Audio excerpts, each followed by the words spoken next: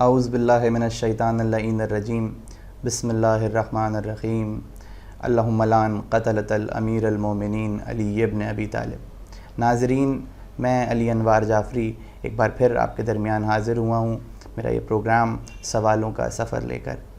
آج چونکہ یہ شب ضربت سے منسوب ہے اور آج حضرت امیر کائنات کی شہادت کی بھی شب ہے، تو پھر میں آج کا عنوان بھی مولائے کائنات کی ذات سے ہی جوڑوں گا۔ آج میں اپنے مہمان عالی جناب مولانا پیام حیدر رضوی صاحب، سب سے پہلے قبلہ میں آپ کی خدمت میں سلام پیش کرتا ہوں۔ آج میں آپ سے چاہوں گا کہ آپ چونکہ مولائے کائنات کے تمام پہلوات روشن ہیں اور آپ کا ہر فضائل اور تمام زندگی آپ کی فضائلات سے نمایاں ہے، اور یقیناً عقل انسانی قاصر ہے ان کو محفوظ کر سکنے کے لیے کتاب اور زبان سے، مگر یہ بیان کر سکنے کے لیے کتاب و زبان سے، مگر یہ کہ میں چاہوں گا چونکہ مولائے کائنات کی عبادات جو ہیں اس کے اوپر بہت روشنی علماء نے ڈالی ہے، اور چونکہ یہ شب 19ویں شب ہے اور اس کی شب قدر سے بھی نسبت ہے، تو میں چاہتا ہوں آپ مولائے کائنات کی زندگی کے ان پہلوات کے اوپر روشنی ڈالیں جس میں مولائے کائنات کی عبادات نمایاں ہوتی ہیں۔ مولائے کائنات کس پائے کے عابد تھے، میں چاہتا ہوں آپ اس پہ روشنی ڈالیں۔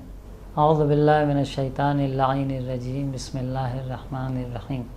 یقیناً مولائے کائنات کی زندگی اور آپ کے فضائل قابل احسان نہیں ہیں، لیکن کیونکہ یہ شب قدر بھی ہے اور شب ضربت بھی جی، اور ہمارے لیے اگر کوئی عبادت کا نمونہ ہے تو یہی ائمہ طاہرین علیہ الصلوۃ والسلام کی ذات ہے، یعنی مولائے کائنات کہ جن کے ہم فضائل سنتے رہتے ہیں، اور آپ کی شجاعت اور آپ کی سخاوت، بالخصوص جنگوں میں آپ کی شجاعت، لیکن ایسا نہیں کہ مولائے کائنات کے فضائل صرف شجاعت تک یا سخاوت تک محدود ہوں، کیونکہ یہ ایک سوال ہے، کوشچن مارک انسان کے ذہن میں ممکن آئے کہ جو شخص بہادر ہے، جس کے اندر قوت قلب ہے، جنگ کرنے اور لڑنے کی صلاحیت ہے، پھر اس کے دل میں خوف اور رقت کہاں سے تصور کی جا سکتی ہے، اس کے دل میں رحم کہاں سے، یہ متضاد چیزیں کیسے تصور کی جا سکتی ہیں۔ لیکن خود یہ مولائے کائنات کی ذات کا اعجاز ہے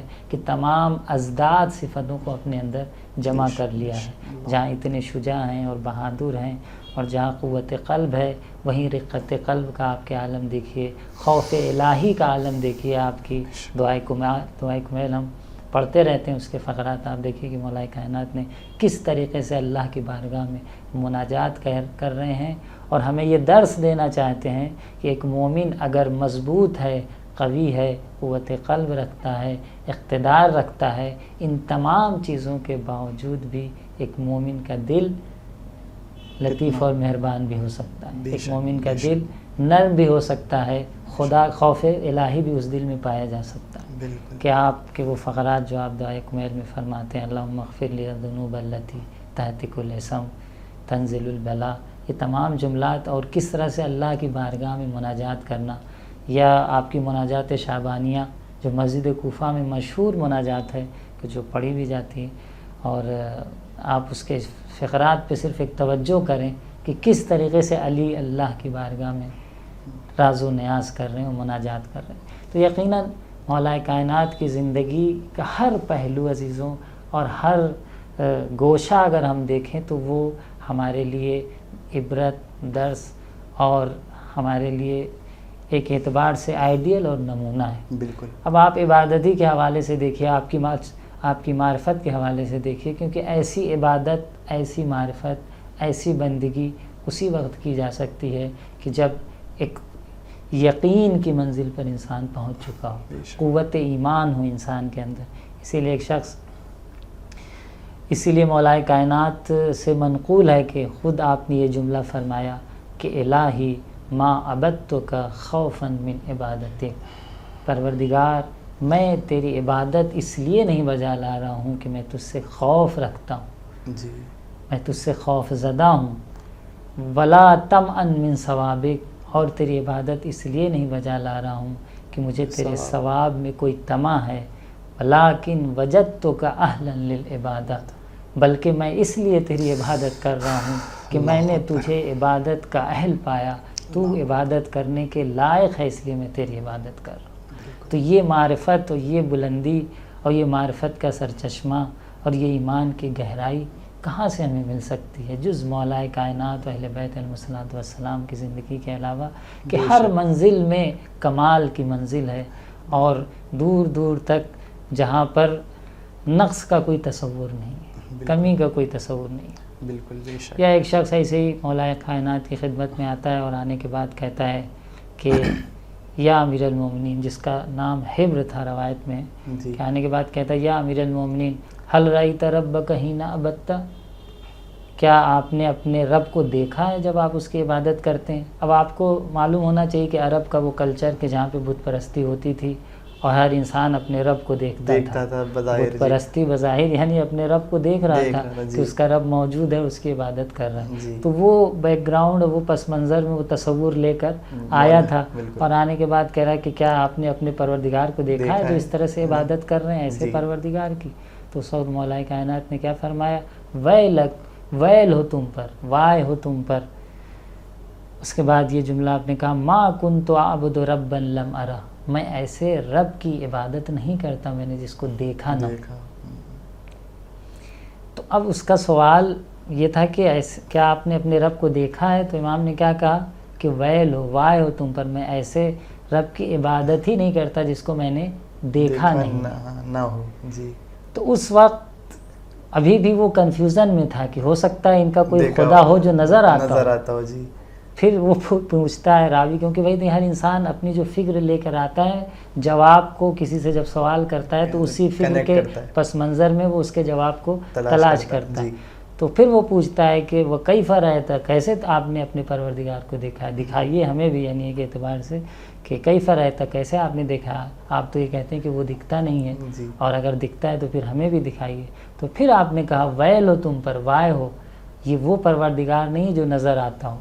پھر آپ نے کیا کہا کہ لا تدرکہ العیون فی مشاہدۃ الابصار، میرا پروردگار وہ ہے کہ جس کو آنکھیں مشاہدے سے نہیں دیکھ سکتی، آنکھوں کے مشاہدے سے اسے نہیں دیکھا جا سکتا، ولیکن رأتہ القلوب بحقائق الایمان، بلکہ اس کو قوت ایمان سے دل کی گہرائی سے دیکھا جا سکتا ہے، دل اس کے وجود کو درک کر سکتا ہے اور اس پر یقین کر سکتا ہے۔ تو دل کی آنکھوں سے دیکھنا ہی حقیقت میں خدا کو دیکھنا کہلاتا ہے۔ تو یہ عبادت کی مضامین اور مطالب ہیں، معارف ہیں جو مولا کائنات نے ہمیں دیا ہے اور بتایا ہے کہ سلیقہ بندگی کیا ہے، کیسے ہم بندگی کریں، کیسے اللہ کی عبادت کریں۔ اور اسی لیے آپ کے القاب میں ایک لقب یہ ہے کہ آپ امام المتقین۔ دیکھیے امام بننا دنیا میں کوئی ہنر نہیں ہے، قرآن نے بھی ذکر کیا ہے ائمۃ یہدون بامرنا، کچھ امام ایسے ہیں جو ہمارے امر سے ہدایت کرتے ہیں، اور کچھ امام ایسے ہیں کہ جو جہنم کی طرف آپ کو لے جاتے ہیں۔ تو لیڈر بننا، امام بننا، کچھ لوگوں پر ریاست حاصل کر لینا، یہ ہنر نہیں ہے، اور یہ اور بات ہے، اور متقیوں کا امام بننا یہ اور بات ہے، یہ کہ آپ پرہیزگار لوگوں کے امام بن جائیے، نیک لوگوں کے امام بن جائیے، یہ صفت وہ ہے جس جو مولا کائنات کو ملی۔ اور اسی لیے دعا میں بھی ہم پڑھتے ہیں کہ مولا کائنات جناب ابراہیم کی دعا قرآن میں ہے کہ ربنا حب لنا من ازواجنا وذریاتنا قرۃ اعین واجعلنا للمتقین اماما، پروردگار ہمیں متقیوں کا امام بنا دے۔ تو نیک لوگ جو اللہ کے نیک بندے ہیں انہیں دنیا کی ریاست نہیں چاہیے، انہیں اگر امام بھی بننا ہے تو پرہیزگاروں کا امام بننا ہے، یعنی کچھ لوگوں کو اللہ کی بندگی کے راستے پر لے جا سکے، ان کا امام انہیں بننا ہے۔ تو مولا کائنات متقیوں کے امام ہیں، امام المتقین ہیں۔ جی بے شک۔ تو یہ وہ عہدہ اور یہ منصب جو اللہ نے مولا کائنات کو عطا کیا ہے، ویسے تو فضائل کا دریا ہے اور اب سب بیان نہیں کیا جا سکتا، لیکن مختصر الفاظ میں جو ممکن تھا کہ شاید مولا کائنات کی زندگی کے حوالے سے بیان کیا جا سکتا۔ تو کس طرح آپ نے بیان کیا کہ مولا کائنات امام المتقین ہیں اور متقین کے امام ہیں، اور یقیناً خدا سے دعا ہے کہ خدا ہمیں بھی متقین میں شمار کر دے تاکہ ہم مولا کائنات کے پیچھے چلنے والوں میں شمار ہو سکیں۔ قبلہ میں چاہوں گا کہ آپ چونکہ یہ شب ضربت ہے تو میں چاہوں گا آپ اس پہ بھی کچھ اشارات ڈالیں کہ جب مولا کائنات سجدے میں تھے اور اس وقت کے لمحات میں بھی مولا کائنات نے جو زبان سے کہا کہ رب کعبہ کی قسم علی کامیاب ہو گیا، تو میں چاہتا ہوں اب اس کے ذیل میں بھی چند باتیں بیان بے شک. دیکھیے مولا کائنات، یہ بھی ایک مولا کائنات کی زندگی کا اہم نقطہ ہے کہ وہ علی جس نے اتنی جنگیں لڑیں، اتنے فتوحات کیے اور دنیا کی کامیابی کے ہر قلے کو حاصل کیا بظاہر، تمام تر شہرت، عزت اور تمام چیزوں کے باوجود، لیکن کبھی علی نے یہ نہیں کہا کہ میں کامیاب ہو گیا. لیکن کب وہ علی کہہ رہے ہیں، مولا کائنات کب کہہ رہے ہیں کہ میں کامیاب ہو گیا؟ جب ضربت لگی ہے، یعنی شہادت کی منزل پر پہنچ گئے. وہ بھی کب؟ عبادت کے عالم، عبادت کے عالم میں آپ شہادت کی منزل پر پہنچے، تب آپ یہ کہہ رہے ہیں کہ رب کعبہ کی قسم کہ علی کامیاب ہو گیا. فزت ورب الکعبہ. یہ جملہ واقعاً خود دل کو ہلا دیتا ہے کہ علی کی زندگی کو ہم دیکھ لیں اور تمام تر زندگی کے مراحل کو گزارنے کے باوجود بھی علی نے کبھی اپنی کامیابی کو کامیابی نہیں سمجھا، بلکہ جب اللہ کی راہ میں سجدہ کرتے ہوئے، بندگی کرتے ہوئے، عبادت کرتے ہوئے راہ خدا میں شہید ہوئے ہیں، ضربت لگی ہے، تب علی اپنے خدا کو یاد کر کے یہ کہہ رہے ہیں کہ فزت ورب الکعبہ، رب کعبہ کی قسم علی کامیاب ہو گیا. یقیناً ہمیں بھی چاہیے کہ اپنی زندگی میں کامیابی کا مقصد، اپنی زندگی کا جو مقصد قرار دیں، وہ ایسی ہی کامیابی کو ہم اپنی زندگی کا مقصد قرار دیں. جزاک اللہ قبلہ. یقیناً مولا کائنات کے فضائل بیان کرنا ہم جیسے سادہ لو انسانوں کے لیے ممکن نہیں ہے، مگر قبلہ چونکہ آپ نے چند الفاظ میں بھی مختصراً کافی روشنی ڈالی مولا کائنات کی حیات پہ، میں چاہوں گا کیونکہ یہ شب مخصوص ہے شب قدر سے، تو چند الفاظ آپ اس کے ذیل میں بھی بیان کریں کہ 19ویں شب قدر کی کیا اہمیت ہے، شب قدر کی کیا فضیلتیں ہیں. جی بے شک. دیکھیے شب قدر تو یقیناً شب قدر ہے اور اس کی فضیلت لیلۃ القدر خیر من الف شہر. قرآن یہ کہہ رہا ہے کہ لیلۃ القدر جو ہے وہ 1000 مہینے سے افضل اور بہتر ہے. تو اب 1000 مہینے آپ جوڑ لیجئے خود کتنے سال ہوتے ہیں. بالکل. تو اتنے سالوں سے شاید تقریباً 80 سال یا اس کے آس پاس مقدار میں 1000 یہ کثرت بیان کرنے کے لیے الف شہر. تو یعنی 1000 راتوں سے 1000 مہینوں سے بہتر ہے. تو 1000 مہینے کتنے ہوتے ہیں، اس میں کتنے اعمال اور کتنی عبادات آپ بجا لا سکتے ہیں. یقیناً وہ تمام عبادتیں اور تمام اعمال جو آپ 1000 مہینے میں بجا لا سکتے ہیں، اگر اس ایک شب میں آپ نے کوئی عمل انجام دیا ہے تو ان تمام اعمال کا اجر آپ کو ملنے والا ہے. تو ہر چیز میں ایک تکوینی اثرات ہوتے ہیں. شب قدر کے بھی اپنے تکوینی اثرات ہیں، جس کو ہم فقہ اصطلاح میں آثار وضعی بھی کہہ سکتے ہیں اور تکوینی آثار کہا جاتا ہے، کیونکہ دنیا 2 محور پہ چلتی ہے، ایک آثار تکوینی اور ایک آثار تشریعی. تشریعی آثار کے اپنے اثرات ہیں اور تکوینی آثار کے اپنے اثرات ہیں. تو کچھ چیزوں کو اللہ نے تکوینی اثرات دیے ہیں، اسی میں سے شب قدر کے ایک تکوینی اثرات پائے جاتے ہیں. اسی لیے ہماری روایتوں میں ملتا ہے کہ چھٹے امام سے پوچھا گیا کہ لیلۃ القدر کو ہم کیسے پہچانیں، علامت کیا ہے، لیلۃ القدر کی علامت کیا ہے. کہ سألتہ عن علامت لیلۃ القدر فقال علامتها ان یطیب ریحها وان کانت فی برد دفعت وان کان فی حر بردت فتابت. اب دیکھیے چھٹے امام سے جب پوچھا گیا تو آپ نے فرمایا کہ اس کی علامت یہ ہے کہ اس کی جو رات کی خوشبو ہے، طیب ہے، ملائمت جو ہے وہ بدل جاتی ہے. وہ کیسے کہا، اگر ٹھنڈک ہوگی تب بھی معتدل ہو جائے گی اور اگر گرمی ہوگی تب بھی معتدل ہو جائے گی. اب یہ اور بات ہے کہ یہ وہ خوشبو ہے کہ جس کے لیے ویسے ہی قوت شامہ چاہیے سونگنے کے لیے. اگر قوت شامہ ہمارا خراب ہے اور ہم معنوی اور اخلاقی اور تربیتی چیزوں سے اور اللہ کی عبادت و بندگی سے دور ہیں، تو ہو سکتا ہے کہ اس کو ہم محسوس نہ کر سکیں. لیکن جو یقیناً اللہ کے بندے ہیں اور عارف ہیں، بندے ہیں پروردگار کے، اس کی بندگی اور عبادت کی راہ میں، یقیناً وہ لوگ اس کو محسوس کرتے ہیں. تو شب قدر کی اہمیت ہے، بہت فضیلت ہے. کوشش کریں کہ ہر عمل جو کار خیر ممکن ہے اس شب میں بجا لائیں. ایک مفصل روایت ہے جو ہم آپ کی خدمت میں پیش کرنا چاہتے ہیں کہ چھٹے امام سے منسوب ہے کہ آپ نے فرمایا کہ التقدیر فی لیلۃ 19، پہلی یہ مختصر روایت ہے، اس کے بعد تفصیلی کی تقدیر جو ہے وہ 19 کی شعبان میں لکھی جاتی ہے. یعنی شب 19 میں تقدیر ہوتی ہے. جیسے کہتے ہیں آپ جب ایک پروجیکٹ یا ایک کام کو انجام دینا ہوتا ہے آپ کو، تو پہلے آپ بیٹھ کے اس کے بارے میں گفتگو کرتے ہیں کہ بھائی یہ ہونا چاہیے. تو وہ تقدیر ہو گئی. تقدیر وہ 19 شعبان میں لکھی جاتی ہے. یعنی بات و گفتگو اور جسے کہیں ڈیسائیڈ ہوتا ہے. والابرام فی لیلۃ 21، اور اس کے بعد محکم ہو جاتی ہے، ابرام ہو جاتی ہے، یعنی وہ چیز کہ ہاں بھائی یہ کام ہونا ہی ہے.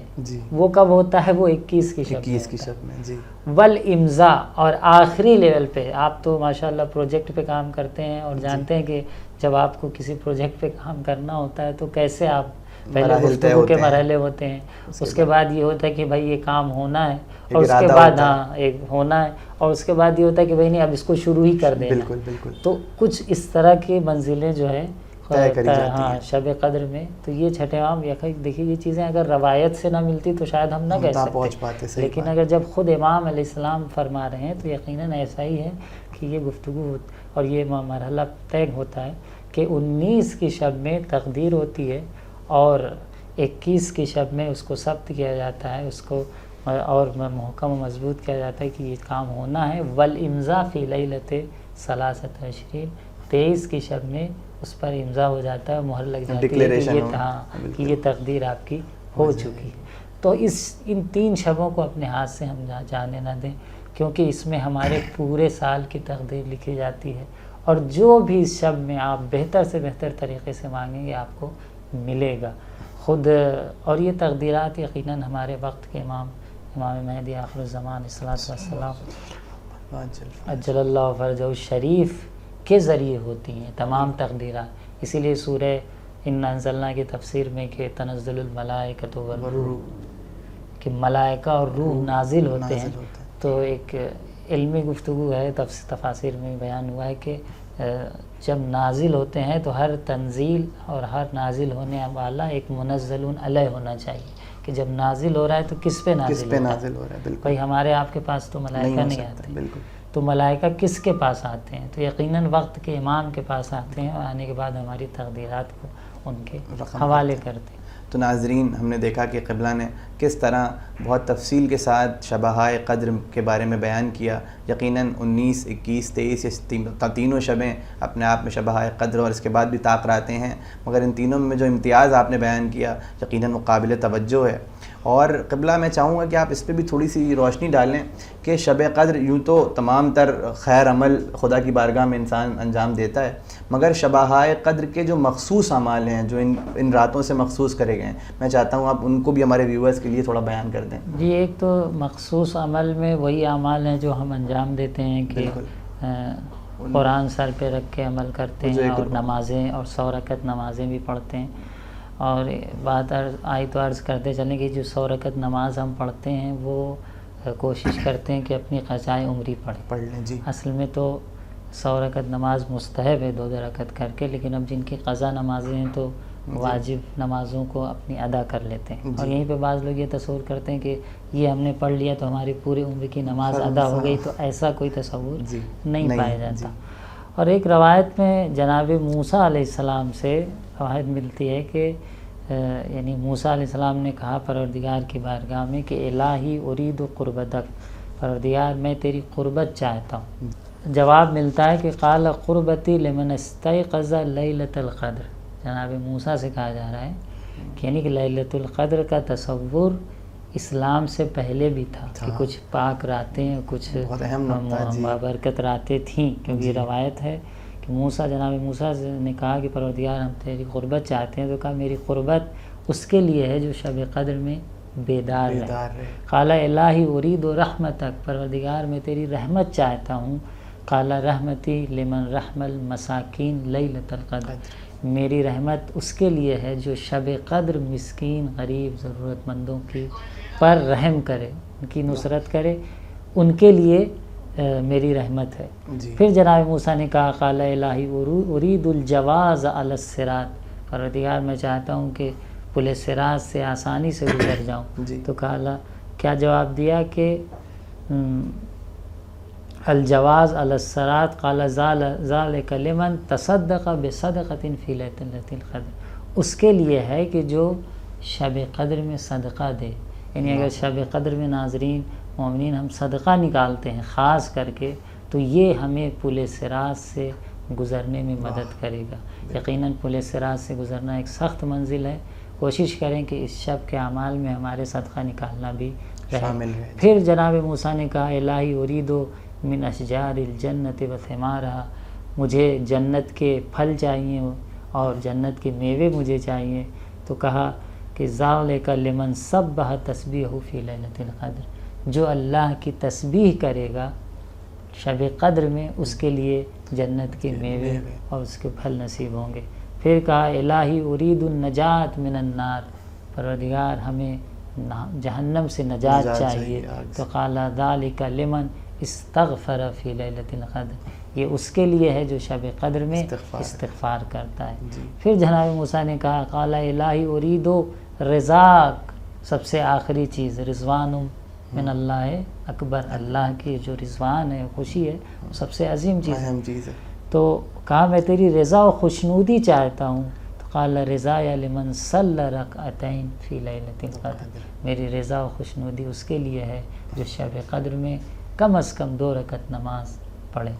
تو یقیناً یہ اعمال ہیں کہ جو شب قدر کی فضیلت میں ہمارے لیے بیان کیے گئے ہیں، اور اس سے پتہ چلتا ہے کہ شب قدر کی کیا اہمیت ہے اور ہمیں کتنی اسے اہمیت دینی چاہیے.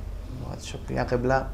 تو ناظرین ہم نے دیکھا کہ آپ نے کس طرح ایک مفصل طور پر جو اعمال شب قدر کے لیے مخصوص ہیں، یقیناً وہ اعمال جو ہم کرتے ہیں اور خدا ہمیں توفیق بھی دے کہ ہم ان کو بجا لاتے رہیں، یقیناً وہ اعمال تو مہم ہیں ہی، وہ اعمال تو اہم ہیں ہی. اس کے ساتھ ساتھ آپ نے بیان کیا کہ مسکینوں کا خیال کرنا، صدقہ دینا اور تمام تر روایات جو آپ نے پیش کریں ہمارے لیے ضروری ہے کہ ہم اس پہ بھی توجہ کریں اور اس عظیم شب میں خدا کی رحمتوں سے، خدا کی طرف سے آنے والی برکتوں سے اپنے وجود کو، اپنے قلوب کو پر کر لیں. تب تک کے لیے اب آپ اپنا خیال رکھیں. ہم انشاءاللہ اس سلسلے کو آگے بڑھائیں گے. فی امان اللہ. خدا حافظ. السلام علیکم ورحمۃ اللہ وبرکاتہ.